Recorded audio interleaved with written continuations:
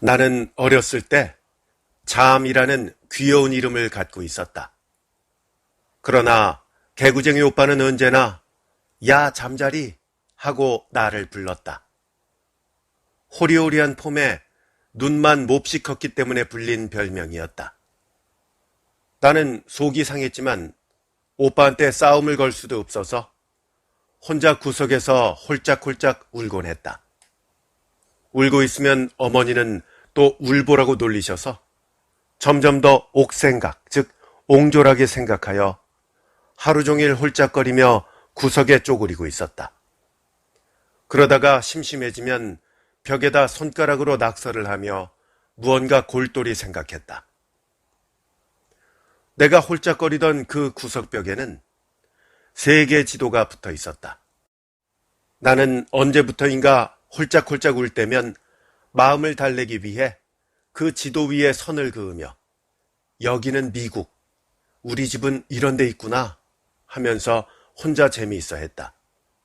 그럴 때 누군가가 러시아를 가리키며 여기는 북극이라 사람이 살 수 없단다.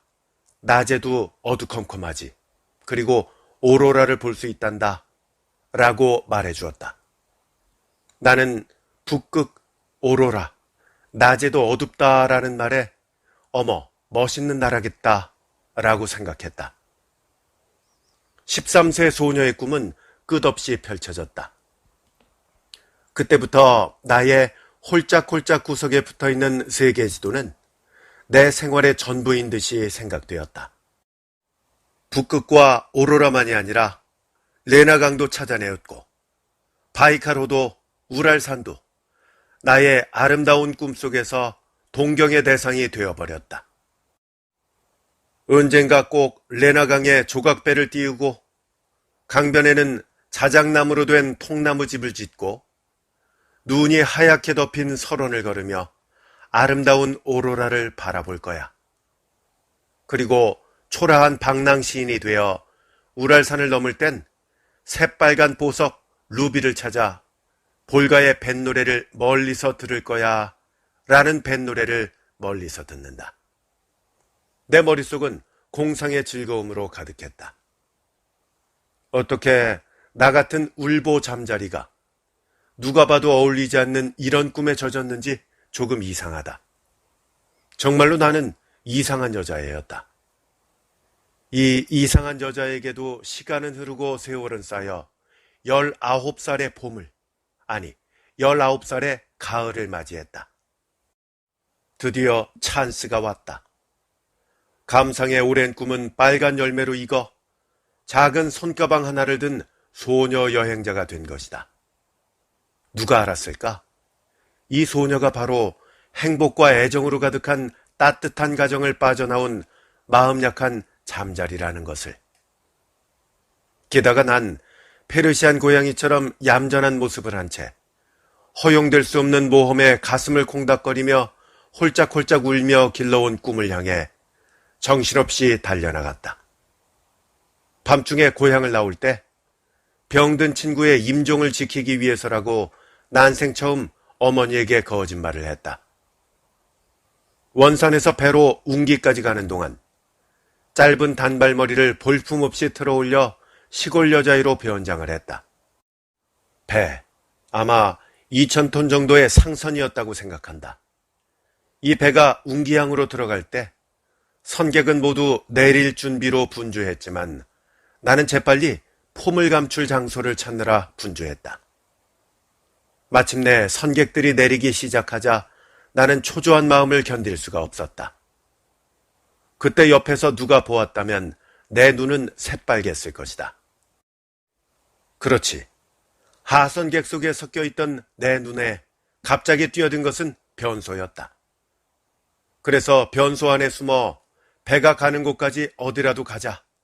만약 도중에 들키면 그뿐이다. 라고 마음을 정해버렸다. 어떻게 그렇게 대담했을까? 그로부터 5시간 웅기항에서 닻을 올리기까지 변소 안에 쭈그리고 앉은 채 숨을 죽이고 있었다. 다리가 저려오고, 아니, 막대기가 되었다가 돌이 되고, 그리고는 어떻게 됐는지 무엇이 됐는지 알 수 없었다. 수상경찰의 선내 검사가 끝나고 배는 닻을 올리기 시작했다. 다행히 수상경찰의 눈은 벗어날 수가 있었다. 그 날카로운 경찰들도 변소 안에 페르시안 고양이로 변한 잠자리가 숨어 있는 것은 알아차리지 못한 것 같다. 이것으로 첫 난관은 무사히 통과한 셈이지만 앞으로가 문제일 수밖에 없었다. 웅기항을 출발하여 잠시 지난 후 누군가가 변소 안에 들어오는 것 같아 숨을 죽이고 귀를 나팔처럼 벌려 바짝 기울였다. 들어온 사람은 크게 헛기침을 하고 문을 놓고 했다. 나는 눈을 감고 나무 아미탑을 일어서려 했지만 뭐가 되어버린 건지 모를 정도로 저린 다리가 말을 듣지 않았다.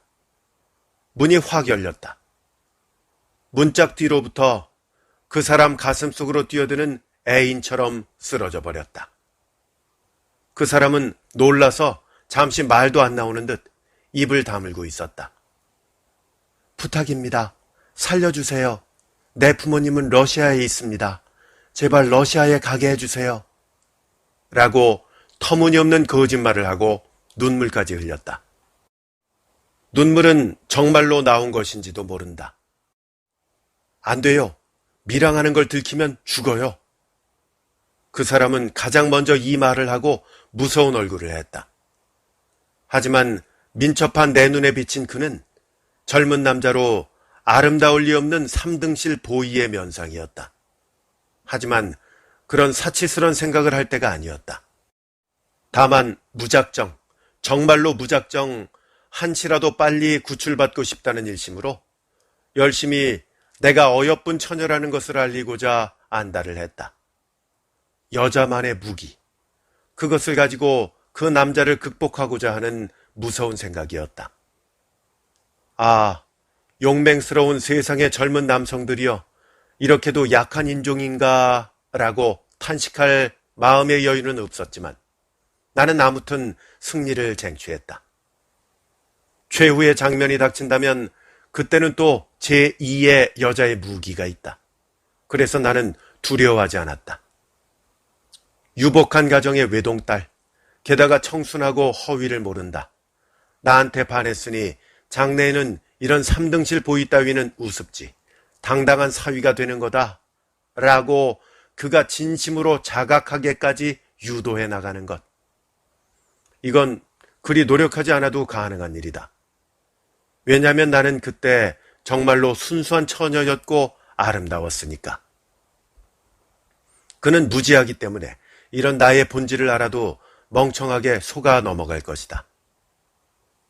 그래서 나는 변소 안에서 선실 아래로 철 계단을 따라 내려가 배찜과 함께 밀항 쥐가 되었다.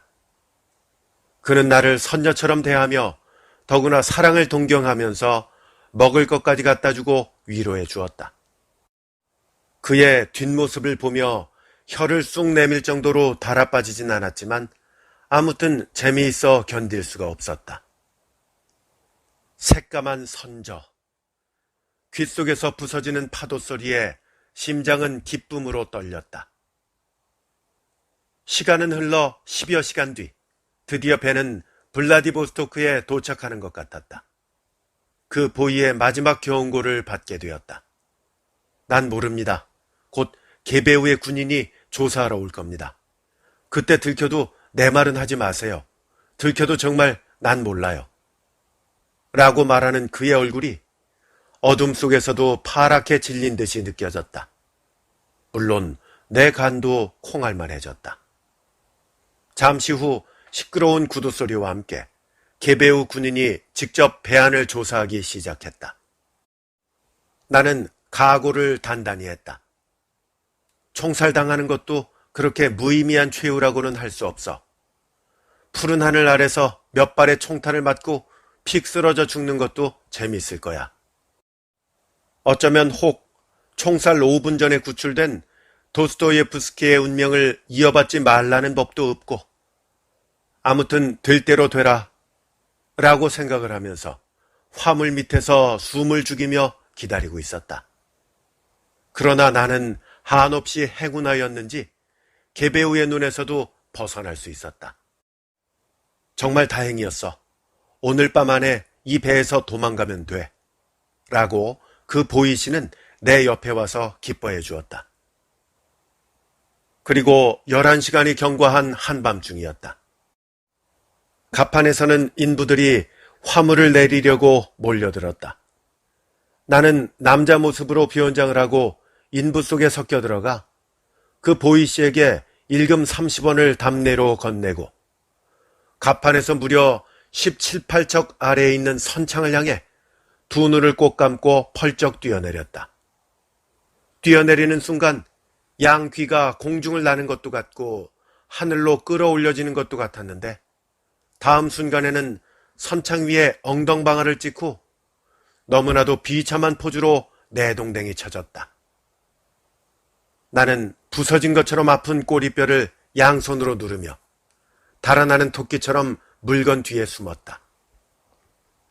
숨는 것까지는 좋았는데 다음 순간 내 심장은 얼음처럼 싸늘해지고 말았다. 번쩍 빛나는 처참한 빛을 띤 총검이 내 옆구리에 바짝 들이대진 것이다. 아, 한심해라. 그때 나는 잠자리 본성을 다 드러내 부들부들 떨며 으앙하고 아기처럼 울부짖었다. 아름답던 꿈, 동경하던 꿈 속에 빠져버린 나. 나의 꿈은 현실 세계에서는 너무나도 무서운 모험을 동반하는 것이었다. 아, 나는 무명천을 찢는 듯한 비명을 질렀다. 총검을 내 배에 들이댄 그 러시아 병사의 모습은 철제 거인처럼 느껴졌다.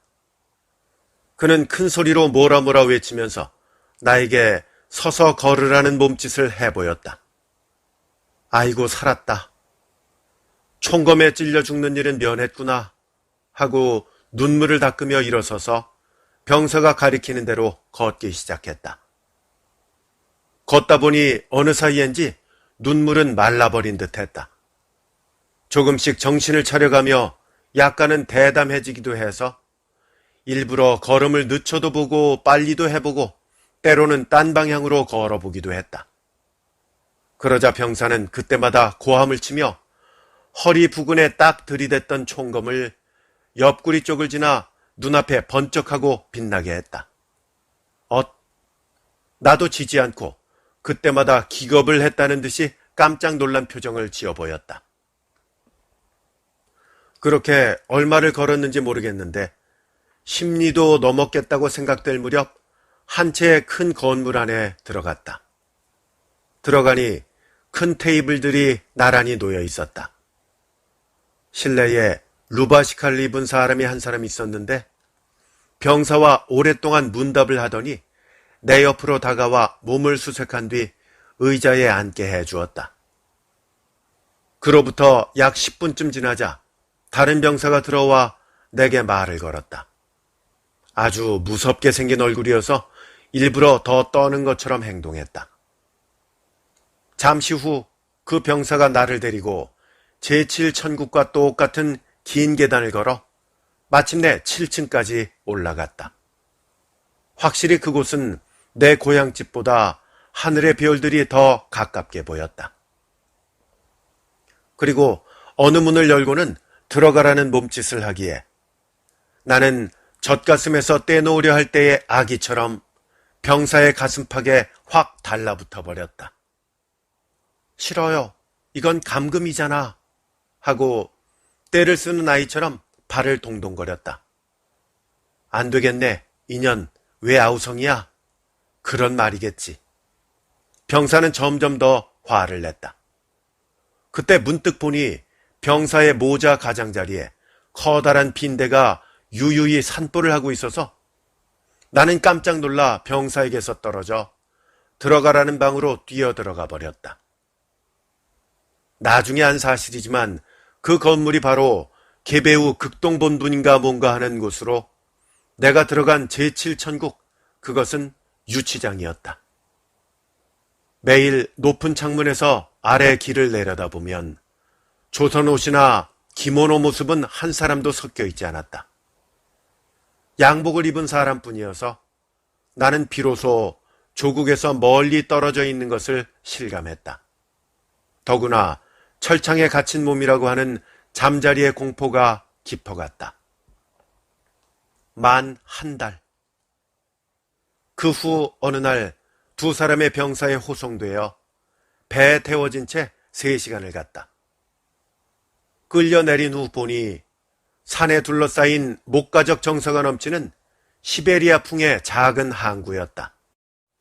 무성한 풀숲 속에 빨간 깃발이 세워진 하얀 건물 안에 다시 갇혀버렸다. 거기서 7일간 철창은 부러지거나 굽어 있어 밤에 달이 뜨면 철창 밖으로 보이는 설경에 가슴이 어는 것 같았다. 아침과 저녁에 한 번씩 검은 빵을 한 근씩 나눠주고 대소변을 보게 밖으로 데리고 나갔다. 나는 밖에 나가는 것이 좋아서 그때마다 밖으로 나갔다. 넓은 들판에 제각각 자리를 잡고 마음대로 용변을 보는 광경은 세계 어느 나라에서도 맛볼 수 없는 유머이다. 정해진 변소가 없다. 변소를 정해서 냄새를 참아가며 용변을 볼 필요가 없는 것이다. 어차피 넓은 들판이다. 설령 한 이름의 변을 떨어뜨린다고 해도 이렇게 거대한 풍경에 무슨 흠이 되랴. 더구나 달밤에 달을 바라보며 총검을 든 보초병을 세워놓고 천천히 용변을 보고 있노라면 들똥맛이라고 하면 좀 이상하겠지만 일종의 상쾌함을 느끼는 것이었다. 어느 날 새벽, 아마도 영하 20-30도는 되는 이른 아침에 나는 끌려 나왔다. 밖에 나와 보니 중국인 4명이 나란히 서 있고 말을 탄 2사람의 병사가 나를 기다리고 있었다. 걸으라는 러시아의 호령 한마디에 4사람의 중국인 뒤에 줄을 서 나도 걷기 시작했다. 어디로 가는 거지? 나는 묵묵히 그저 걸었다. 넓고 넓은 시베리아에 라는 노랫말 그대로인 넓고 넓은 설원을 지나 황량한 언덕과 산을 걸어서 넘었다. 말을 탄 2 병사는 목소리를 맞춰 소리 높여 노래를 불렀다. 그 노래는 황량한 풍경과 너무나 잘 어울려 나도 모르게 뚝뚝 눈물이 흘러내렸다. 눈물은 닦지 않아도 거센 찬바람이 가지고 가버렸다. 30-40리나 걸었으리라 생각될 무렵 나는 한 언덕 아래 쓰러지고 말았다. 그러자 2 병사가 뛰어내려 뭐라고 서로 외치더니 그중 젊은 쪽이 나를 가볍게 안고 말을 탔다. 나는 어렸을 때 아버지에게 안겨서 말을 타본 적은 있지만 시베리아의 넓은 설원을 러시아 병사에게 안겨서 말을 타고 지나는 느낌은 뭐라 표현할 수가 없다. 한 손에는 말고삐를, 한 손에는 나를. 그리고 4명의 중국인은 병든 노예처럼 뒤를 따른다. 마치 서부 활극의 한 장면 같기도 했다. 말만 통했다면 그때 병사와 나는 아주 멋진 말들을 속삭였을지 모른다. 하지만 그는 때때로 나를 꽉 안으며 빙긋 웃어 보였고 나는 그에 답하여 살짝 흘기는 눈짓을 보일 뿐이었다. 그것은 달콤한 시간이었다. 아, 10수년간 혼자 홀짝거리며 깊어간 꿈. 그 꿈이 이루어진 아름다운 현실이기도 했다. 활락은 짧고 애상은 길다. 그 말 그대로 짧은 겨울날은 저물어 갔다. 이별할 때가 왔소라고 말하는 듯 병사의 눈은 어두워져 갔다. 넓은 들도 언덕도 산도 모두 지났고 지금은 무성한 쌀이나무 숲속으로 들어가고 있다. 그곳은 소련과 만주의 국경에 가까운 곳으로 나는 그 국경에서 이 병사의 손에 의해 추방되는 것이라는 것을 알았다. 얼마 동안 그 쌀이나무 숲길을 가더니 병사는 이렇게 말했다. 이 숲 동쪽에 강이 흐르고 있어. 그 강을 따라 내려가면 한 채의 조선 농가가 있어. 거기서 도움을 받으시오. 나도 뒤에 가겠소. 라고. 러시아어를 몇 마디밖에 모르는 내가 이것을 이해하기까지는 10분 이상이 걸렸다. 거기서 나는 말에서 내려져 혼자 오독하리 쌀이 숲에 남겨지고 다른 사람들은 그대로 전진하여 가버렸다. 나는 기아와 추위에 떨며 젠걸음으로 마을을 향해 걸어갔다. 손과 얼굴은 쌀이나무가지에 긁혀 벗겨지고 피는 그대로 얼어붙었다. 얼마 안 가 날은 완전히 저물고 공포는 점점 커져갔다. 공포, 아무것도 무섭지 않았다. 단지 동사에 대한 공포, 그것뿐이었다. 그때 어둠 사이로 하얗게 언 강이 보였다. 나는 그 언강 위를 마구 달려갔다. 7.8기 정도가 아니라 수십 번을 넘어졌다. 갑자기 한 등불이 보였다. 그것은 바로 가까운 곳에 있었다. 그러나 밤의 등불, 그것은 요물처럼 가까이 가면 저만큼 멀어지며 이리와 이리와 하고 손짓을 했다. 무서운 것은 인간이다. 이 세상에 도대체 무엇이 인간보다 더 무섭다고 할 수 있을까? 나는 드디어 병사가 가르쳐준 농가에 당도할 수 있었다. 누가 이런 나를 잠자리라고 부를 수 있을까? 그 농가에서는 나를 진심으로 위로해 주어서 그제야 겨우 살았다는 느낌이 들었다. 몸과 얼굴은 꽁꽁 언데다 긁혀서 까지고 부딪혀 멍이 들어서 꼭 문둥이 같았다. 밤은 무시무시한 북풍 소리와 함께 깊어갔다. 나는 온몸이 아파 이리저리 뒤척이며 끙끙댈 뿐 자는 것은 생각도 할 수 없었다. 또각또각. 바람소리 속에 말발굽 소리가 들려왔다. 그 병사다. 나는 직감적으로 알아차리고 일어나 다리를 끌며 밖으로 나왔다. 야, 틀림없는 그 병사였다. 그는 말에서 내리자 내 어깨를 쓰다듬으며 몹시 기뻐해 주었다. 그는 밀항자를 국외로 추방해야 하는 자신의 임무를 어긴 것이다.